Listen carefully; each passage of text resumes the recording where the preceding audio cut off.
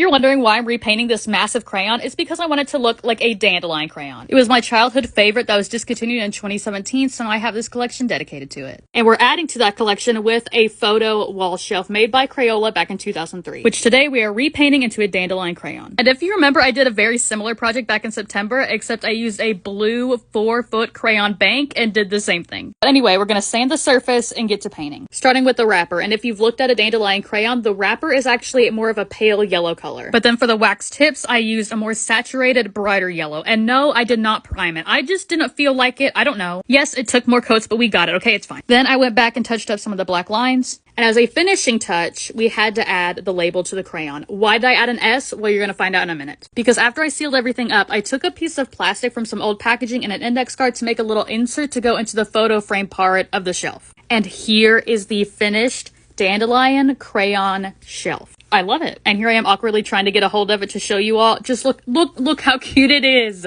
Also, funny thing about this shelf is it was actually made upside down, which if you've been following my lore, that technically makes it a left-handed crayon, which I love. But back to the photo frame part, that's right. I made it a dandelion crayon counter. I counted my dandelions in January. I had 464, but I got 2 more since then. So I was able to wipe it off and add it to the crayon. I'm sorry, it's just so amusing to me. This is one of my favorite things I've ever made.